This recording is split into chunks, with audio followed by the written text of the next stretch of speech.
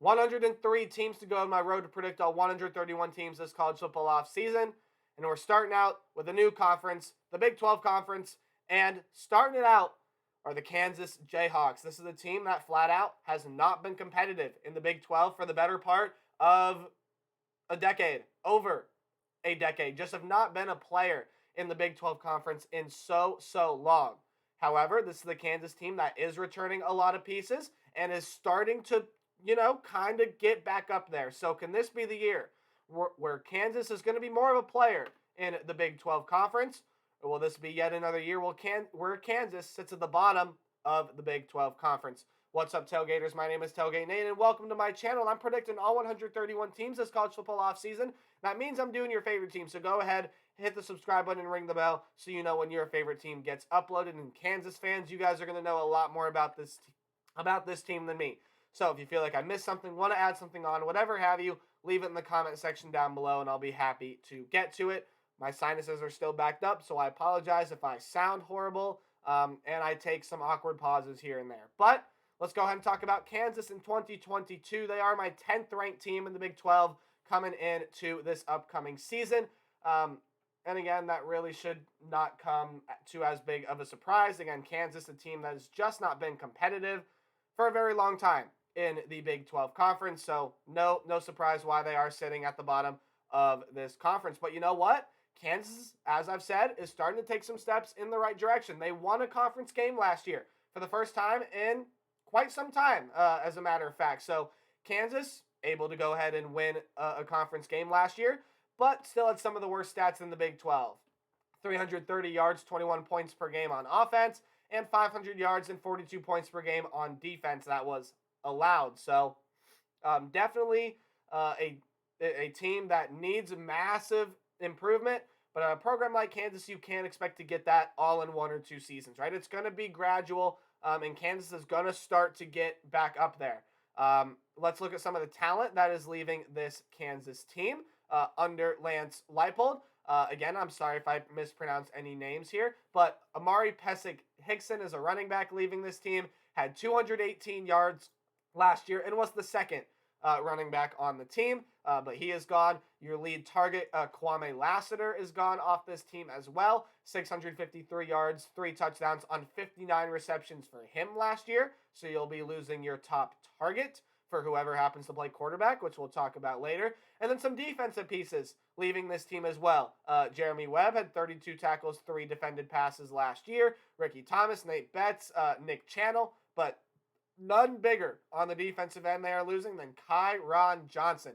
63 tackles, 6.5 sacks last year. That 6.5 sacks blew everyone else out of the water. This team only had 15 total sacks last year, and Kyron Johnson had 6.5 of those, and he is since gone off this team. So you're definitely losing a big presence there with Kyron Johnson leaving this team. Also, again, like I said, you're leading receiver, so having to replace that production there, there's definitely still some pieces that Kansas has got to fill in. But you know what? When you look at the talent and you look at the roster that is coming back and coming in for this team, I truly think this is going to be one of the more talented Kansas teams that we've seen in recent memory. When you look, Jason Bean, Jalen Daniels are going to be battling it out for that quarterback position. Bean, 1,252 yards, 6 touchdowns, 6 interceptions last year. Jalen Daniels, 860 yards, 7 touchdowns, 3 interceptions last year. And of course, Jalen Daniels got less playing time than Jason Bean last year. But the most notable difference, and what has me leaning towards Jalen Daniels starting the season out as QB1 for the Kansas Jayhawks, is the completion percentage. Jason Bean had a 56% completion percentage. Not great. Jalen Daniels, almost 69.2%. So that's what's leading me to Jalen Daniels. When you look at his touchdown-interception ratio, it's obviously better. Passer rating is going to be better there as well. So Jalen Daniels, I have starting as QB1, although it wouldn't surprise me to see Bean be that starter there as well.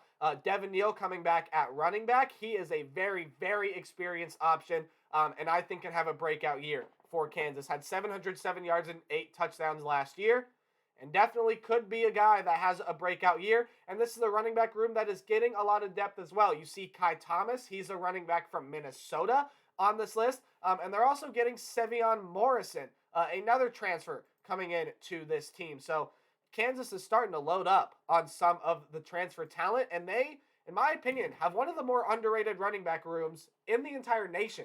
That's right, in the nation. I think Neal, Thomas, Morrison, that could be a running back trio for teams to fear, especially teams with not a very good run defense. When you look at the wide receiver room, you're getting back Trevor Wilson, Luke Grimm, Lawrence Arnold, and then Douglas Amillion is coming in as well. Tight end Mason Fairchild is coming back. But Wilson, Grimm, and Arnold each had over 300 yards last year and seven touchdowns between the three of them. When you look at the defensive end, Lonnie Phelps is transferring in. Eric Gilliard is transferring in. Craig Young is transferring in. That's a transfer over from Ohio State. And that is huge for this Kansas team, as well as Phelps and Gilliard, who figured to be great leading positions there. But you're also returning Kenny Logan, who was your leading tackler last year, and leading safety there as well. Other guys like Sampson, Miller, Burrows, Potter, Lee, and many others. You can name so many other defensive players coming back. This is going to be a very, very talented Kansas team, at least comparatively speaking to the Kansas teams that we've seen in years past. Looking at the schedule for Kansas in 2022, it looks something like this. Non-conference, you got Tennessee Tech on the road at Houston. Then you get a home game against Duke. And there are a couple interesting games there in that non-conference slate. In conference play, you got road games against West Virginia, Oklahoma, Baylor, Texas Tech, and Kansas State. And you get Iowa State, TCU, Oklahoma State, and Texas at home. So let's go ahead and kind of break down some of these games here. On the road at Houston, I think is going to be a very, very hard game for Kansas. Flat out, I think Houston is a team that is my favorite to win the American Athletic Conference next year. Again, sorry, guys, my voice. I really do think that Houston is going to be a team that can push for a New Year's Six bowl game spot as that Group of Five representative. And it's a Houston team where, I mean, having Kansas come to play in their house. Again, Kansas, overall, not a very talented football team. However, this is a team that has a lot of talent compared to teams in recent years. So definitely a game that Kansas has got to watch out for, and I don't really see them having much shot of winning. But that home game against Duke in non-conference, I think is the one that stands out to me because Duke, a team that I think is also going to be reloading and kind of starting to rebuild this upcoming season, and Kansas getting them at home. I think it's going to be one of the more interesting non-conference games. Again, it's between two Power 5 opponents that are probably at the end of the year going to end up being towards the bottom, if not at the bottom, of their respective conferences. Of course, Duke plays for the ACC. But Kansas, that's a very nice opportunity to get some momentum going into Big 12 play. And speaking of which, I mean, your road games in the Big 12, Big 12 play is going to be tough for Kansas, as it usually is. But again, however, Lance Leipold has this team trending in the right direction, and this team proved that it can win Big 12 games. And I think this Kansas team may very well win one, if not two, Big 12 games in 2022. I do not do game-by-game predictions. I do a more percentage-based outlook to help me predict a team's record. So if it's in red, I don't really see much shot in you guys winning the game. If the game is in orange, I still really don't see you winning. But hey, it's college football and upsets can happen. Yellow are your 50-50 or high upset potential games. Yellow-green are games that you should win. And games in green, you might as well book it as a win. So that game against Tennessee Tech, at the very beginning of the season, I see Kansas go on winning that, although they did lose to FCS opponent South Dakota last year. The only difference between South Dakota and Tennessee Tech, South Dakota usually a pretty good FCS team. Tennessee Tech, kind of mid-tier in the FCS, from what I can recall. So Kansas should be able to start out the season with a win. Then you go on the road to play West Virginia. That's not going to be an easy game. West Virginia's got a lot of talent rolling in, but it's also a lot of change to that offense. So definitely a game that I don't see Kansas winning. But again, expectations for West Virginia are kind of unknown. A lot of teams, or a lot of people have them hovering around the 5, 6, 7 win mark, and they definitely could exceed that expectation by a lot as well. So again, I don't really see you much winning the game on the road against Houston, nor do I see you beating Oklahoma on the road, Baylor on the road, Oklahoma State at home, and Texas on the road. When you look at those 4 Big 12 games I have in red, those are games that, well, they, at the end of the season, may very well prove to be the 5 best teams in the Big 12 conference.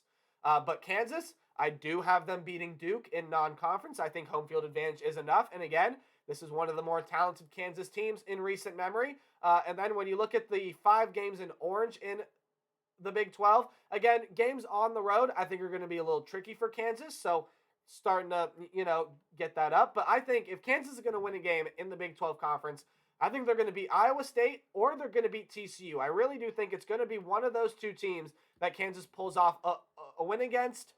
And I'm going to go ahead and say right now, I am kind of leaning towards it being Iowa State.